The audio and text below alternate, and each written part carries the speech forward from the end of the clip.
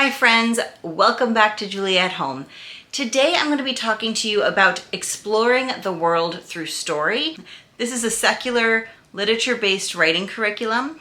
It's done by Stone Soup Press. It'll be linked below. And they have levels from kindergarten up through 8th grade, as well as a special, what is it called? Writing skills for older beginners. So they said it's for ages 11 plus.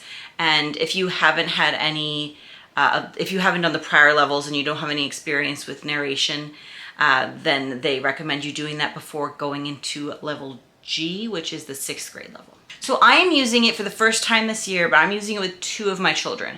So I'm using level D with my 4th grader, which it's actually technically the 3rd grade curriculum, but I'll get back to that in a little bit. And then I'm using level G, the 6th grade curriculum, with my 6th grader. As I said, they have levels A through, A through I, which go from kindergarten to 8th grade. And different levels focus on different types of stories from around the world. So the kindergarten through 2nd grade levels focus on folk tales. The 3rd through 5th grades focus on wisdom tales, which are what we think of as religious or mythological tales. And then 6th grade focuses on heroic tales, 7th grade on classical epics, and 8th grade on folk heroes. And as it goes, it is working on narration and cultural literacy and memory. It does incorporate memory work. And then as you get into the higher levels, 6th grade focuses on how to write a 3-paragraph comparison essay, 7th grade on the 4-paragraph essay, and 8th grade on the classic 5-paragraph essay. I don't know if you guys remember doing that in school, but I do. So the classic 5-paragraph essay is an 8th grade focus. So again, as I said, I'm using this with 2 of my children. It's our first time using it. So I don't have all of the levels to show you, but I'm going to show you what I have. And I'm going to switch you to top down so I can flip through for you. Okay, here we are. Again, I'm starting with level D, which is aimed at 3rd grade, but I am doing it with my 4th grader, and here's why. So the levels D, E, and F are all wisdom tales, and they each get into one Abrahamic tradition, one Asian or Eastern tradition, and one ancient or like pantheon-based tradition. And I didn't want to miss any. And I didn't find out about it when he was doing 3rd grade. So I decided to start with level D, and then we're going to try to move through a little bit faster, especially in the winter months when we don't have as much going on. We're going to try to kind of push through a little bit faster so that we can hopefully get to D, E, and F across 2 years. So that's what I'm doing with this. That's why we're starting with D in 4th grade. So it's in a relatively big binder here. I probably could have gotten away with one that was slightly smaller, but it's what I had. And I've managed to fit both the instructor's guide and the student pages in here. It was a digital file. So I did, it's a PDF, I believe, and I printed it out. And so back here behind this tab, hopefully you can see that, there's student pages in the back. And this is a hands-on, teacher parent hands-on curriculum. So I do sit down and do it with him. When I get to level G in a little bit, that is not as much. I don't sit down and do it with my student. And so my assumption, I could be wrong, is that D, E, and F are all kind of the same format in that way. But again, this is our first time doing it and we're using D. They have a really great introduction. There's a lot of really great information on how to use it, why they do things various ways. I really appreciate that. They obviously put a lot of thought into it and explain it really well. It's a really easy to understand read. I did underline a few things here. I underlined these for myself, but I thought they'd be good to share with you as well. That the main goals are to become familiar with the most important stories from each spiritual or cultural tradition, to learn the basics of literary analysis, and to practice composition skills. So those are the main goals of this. As I said, we've got an Abrahamic tradition, which in this one is Judaism. And then we've got a Asian tradition. In this one, it's Hindu, which I think most Hindus in the world are in India. There's the ancient Egyptian tradition as well in here. And it is secular. I think I mentioned that earlier. So they, as they say here, as such, it makes no claims for or against the validity of any religious belief. So that's how I like my curriculum to be. I really appreciate that. This is perfect for me. I love learning about different faith traditions. Yes, very excited about this whole thing. And it does say that they also recommend that it's just one component of language arts, that they also recommend getting a dedicated grammar and composition curriculum. And if you may want to continue with phonics-based reading if your child needs it, handwriting and spelling. We do separate handwriting, we do separate spelling, and we'll do a little bit of grammar. But yeah, we're piecing it together. And you can learn a little bit more about what I'm doing with my 4th grader for that this year in his curriculum video. I can link it here. Okay, moving on. There's really good introduction. Again, it's meant to be done with your child. They have a couple different options in here for how they recommend doing it. Again, I kind of just made up my own, but I do find all this information really useful of how they kind of thought through a homeschooling parent and child using this. There's the lesson prep checklist here. So yeah, like each lesson, you'll see they walk you through it as well, but it follows a format. And then there are specific books required. There's only 3. There's one for each tradition in this curriculum required because it's a treasury. I think it's pretty important to get the correct edition because it's not, 1, you might end up with different stories if you get a different treasury, and 2, the lessons are actually matched to page numbers. So they might tell you the reading today is from page 11 to the break on page 13. So if you have a different edition, that's going to be a problem. So let me just show you here. They list them here, and they actually have like a really nice description that kind of explains why they chose what they chose. This is the Hinduism book. It's Classic Tales from India. It has really cool pictures actually in here. And then we've got Treasury of Egyptian Mythology, which I actually already had this one. I used this when we did our Ancient Egypt study. So that was exciting. Oh, let me just show you a bit of the inside of this. I believe they have these for a lot of different pantheons in particular. I'm pretty sure there's a Greek one. So it goes through different gods and such. Look at that picture. It's nice to have the books where the pictures reflect the art of that place and time. And then we've got also National Geographic. This is, and the same author actually and illustrator as the Egyptian one. This is Treasury of Bible Stories. So this is the one for the Jewish tales. And I'm pretty sure looking at it that it's just the Old Testament. So it is just what you would find in the Jewish tradition or, the Torah. And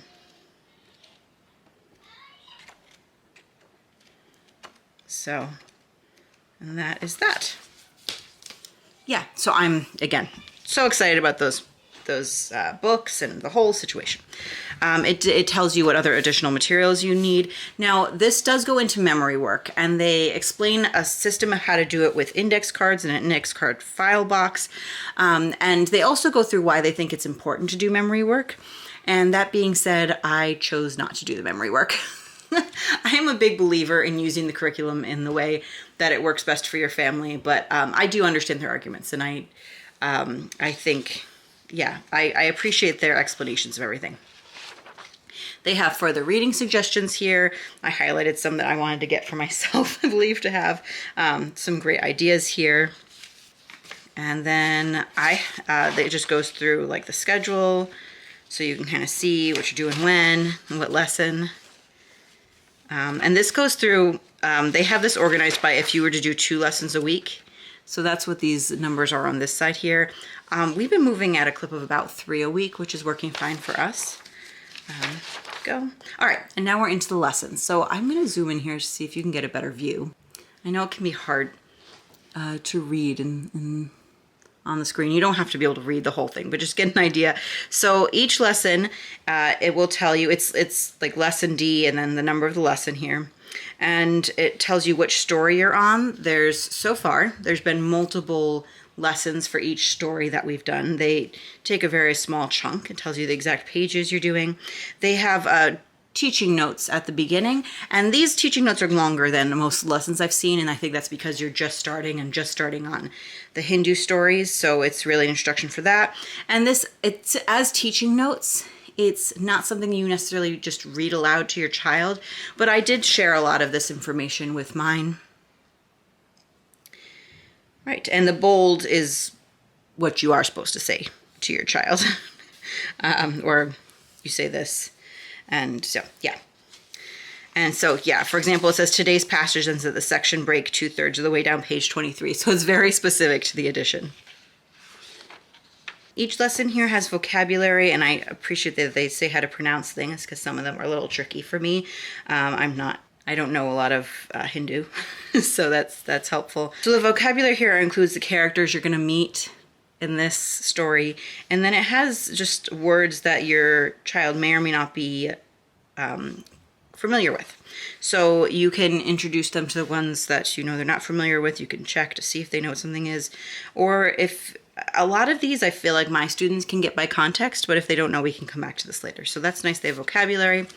And then you're into the writing activities section. There's a couple different types of activities that they have you do here. Occasionally it's just like asking kind of leading narration questions, if you will. Often it starts with, and it's done several times, it uses the story summary. Somebody wanted something, but so, and then. And it walks you through in this first lesson what you're doing with that. And really, it does walk the teacher through every step of it. So you don't need to know what you're doing. Really, you just pay attention and follow along and you'll be okay. Here it like even gives you what answers they're kind of expecting, and there can be some variation in answers. This is writing. It's not it's not math. There's not just one right answer. I mean, when you're looking for a certain character, you want that, but you get what I mean. Yeah, and then the lessons alternate between copy work and dictation. So one day it will be copy work, and the next day it will be a dictation of that same passage. And this right here is the copy work passage for this first lesson. And so what I often do is I will write it out for my child, and then he can look at that when he copies. And I have him do his copy work and dictation in a physical copy work book that he has, but there's also pages in there's student pages that come with the curriculum for copy work and dictation. I just chose to save some paper by not printing those ones out and doing it in his copy work book. And then each lesson ends with memory work. Again, they have a really good description of what memory work is and why they do it in the curriculum, and I have not been doing it. So that's where we are. And then, yeah, that same format repeats for all of the lessons.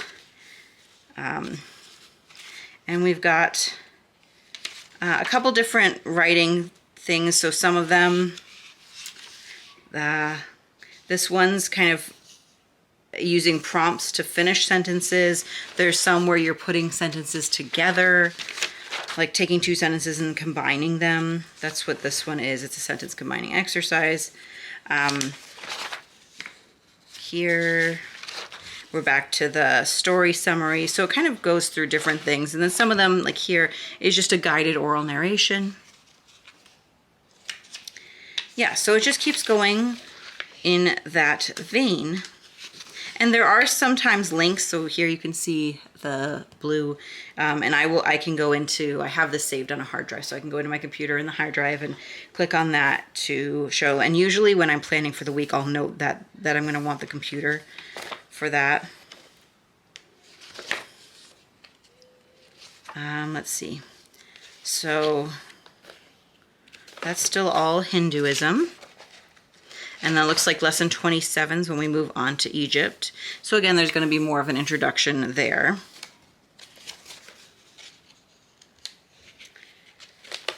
Here we're doing a short expository paragraph. So yeah, so we're going to continue. I think one of the goals in this curriculum is to be able to do like a one paragraph little narration, expository essay, I guess. There. And my son we've been doing narration in our homeschool since the beginning, and he does do some written narrations. So I didn't feel like we needed to go back and review anything. We've been doing stuff, so this is actually like a good level for him. But if you haven't been doing narrations, you might need to slow down. It's going to depend on the child, really. There's a lot of guidance in here. And again, there's guided oral narrations as you go as well. It's not all like writing an essay every time. All right, looks like somewhere in here we've switched to Judaism. Yeah. This is probably the beginning here, as we're at Genesis 1:1. Let's see. Yeah. So then it looks like lesson 45. We're starting on Judaism. There. So then at the back here, let me make sure that's the last lesson. I'm not missing something. Yep, so it's 72 lessons, I believe. Yeah, 72 lessons total. Here, the last one is Daniel and the Lion's Den. And let's see. I'm actually really excited. I was raised Christian, Presbyterian specifically, and I did go to, what we called Sunday school. As far as like Old Testament stuff, these stories, my Sunday school teacher that I had for several years was very focused on Exodus and specifically on the story of Moses. So I know a lot of that part really well, and I don't know a lot of the rest of it super well. So I know a little bit, but I'm excited also to read through these and remember. Okay, and then again, since we've been doing it, you'll see it starts at the student copywork. Let me just move this. The student pages do have a mark on what lesson it's for, but it also tells you in the lesson which page numbers of the student pages it's using. So that's really useful. I'm just going to quickly show you how I do this. So each week, if you've seen my weekly planning, this makes a little bit more sense, but I'm going to do another planning video soon. So you'll see that then too. But let me just do this for a second. So I have each of my children have a basket on our sideboard in our dining area. And it is their basket for their individual school materials.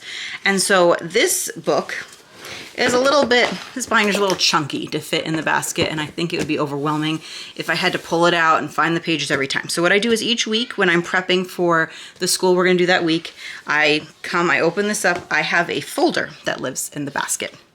And it's labeled. And I've already done the planning for the coming week. I'm filming this over the weekend. Again, I do this with him, so this is actually more organized for me. I'm usually the one who pulls out the folder, and I've pulled out the 3 lessons we're going to try to do this week.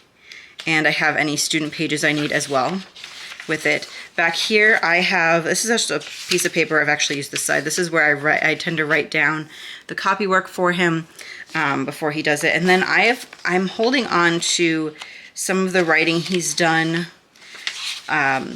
already that is relevant to the story we're in. So we're in the middle of the Ramayana. And so I kept all the pages for the Ramayana in here right now in case we want to look back on, what we've read so far. But I don't want the folder to become too clogged. So once we're done with that story, I will transfer them to his portfolio binder. So that's what this is. This year I have his portfolio divided into different sections. So like the ones we've done already, like how Ganesh got his elephant head, I believe is one we already did. It's in here. So then they'll all end up in here. And I've got tabs to keep it a little bit more organized. So that's how I do that, and that is level D. Hopefully I've covered it well for you. If you have questions, of course, let me know. I am now going to get to level G. Okay, so the first thing to know about level G, well, it's for 6th grade, but also it is in 3 units. So we've got Unit 1, Unit 2, and Unit 3. And so each of them covers 2 heroic tales. So, and I believe they all follow basically the same format. We've got the first one is Gilgamesh and Window. That's the one she's on right now. There's Beowulf and the Popol Vuh, and then Antigone and Mulan, which I am super excited about. I don't know anything about the original Mulan. I mean, I know the Disney movie, but I'm pretty sure it's different than the Disney movie. And I studied Greek plays in college. So I'm excited. I'm probably going to read Antigone again as well because it's a good one. Okay. I'm pretty sure they're all in the same format. So I'm just going to show you the first one here, but just know there are 3 different units. You can actually just purchase them separately, or I did the bundle and got them all together. Okay, so I have some extra paper printed in here, and I'm going to need to print some extras of these as well. And I'll show you those in a minute. That's kind of like I had more up here. That's why I was thinking about it, but I need to copy some more.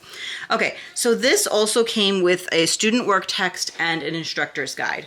Unlike level D, this is very much student led. It's not, I mean, she's following the instructions of the book herself, and I just kind of look over to make sure we have what she needs and then look over her work afterwards, but I don't have to sit there and do it with her. So in here, I've only printed out the student work text, and I've read through and have the instructor's guide digitally. Okay. I did have some printing problems, but that I didn't reprint. Okay, so this is for your student to read. I read it as well. Really good introduction here to why we are doing this. I made a note to her that we're not going to be doing the memory work again. She very much, again, she started this already. She very much likes to vigorously cross things out. So she's done that with the memory work here. But you can see it gives them each, it's like lesson 1, week 1, day 1. And I believe this one is in the format of 3 a week. Let me see here. That first one is a little bit more information than usual, just like the other one. Yeah, it's in the format of assuming they're going to do it 3 times a week. But it's by lesson number as well. So if you wanted to do it differently, you totally could. So they start with Gilgamesh. And again, it's like a specific version. So this is the Gilgamesh edition that she's reading. And then the other one she's going to be using is here, the Magic Fly Swatter. She's not there yet. I believe most of this one, I think Gilgamesh is longer and just takes longer to get through. So, right. And there's like some introductory videos, which were actually very cool. I also watched them. I watched them when I was planning in preparation. I thought it was cool. And she has a checklist. So she just goes down the checklist. She loves checklists. I love checklists. Checklists are great. Yeah. So there's study notes. There's names and other vocabulary words, just like in D. This one, she is supposed to look through these, and then as she's reading, she's supposed to add any other vocabulary words that she doesn't know. She has not been adding any, and it's hard for me to know if that's because she actually knew all the words or if she's just not adding them. So it's a little hard to check that because I don't know what's in her brain, but she actually does read a lot, and so she has quite an extensive vocabulary, and she's also very good at figuring things out in context. So it could be that she really just doesn't have anything else to add. So that's what's been. And then, so she has a graphic organizer she's been using. It's actually not the right one here. Let me show you because I have, hers are in, this is her folder. We do it the same way as I just showed that I do with D. So it's a story notes graphic organizer. So it's got character, setting, and plot. Hers, this is a continuation here. So again, once she's done with, probably at the end of the unit, I will put them in her portfolio binder, but I want to keep this all in here for right now because it's all going to be relevant to her writing because she's going to end up writing a comparison essay on the 2 stories. So I don't want to take away her notes for that. So yeah, it shows them how to use the story graphic organizer. So that's her writing assignment for this lesson. And again, it might be slightly different writing exercises in each lesson. And this is walking her through that here. And then there's memory work, which again, we're switching, but it does tell you how to do I guess it's called a Lightner box for reviewing memory work. Okay, and it follows again, each one checklist, study notes, vocabulary, space to add vocabulary, writing assignment, and memory work. And it goes on. I like that there's little notes from the writer of the curriculum or from the teacher, and that's kind of cool. And again, I look at what she's got for the week. I make a note if she's going to need the computer for a link, or if there's anything like special she'll need. I make sure she has, again, that's why I need to print out more of her graphic organizers, her story organizers, I guess. Make sure she has those if she needs new ones. And then I look over to make sure she's actually done it.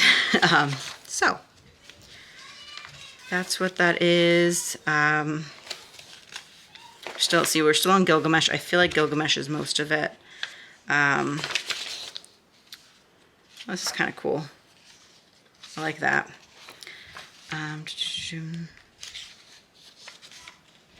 This part here looks like it's getting more into actually writing there.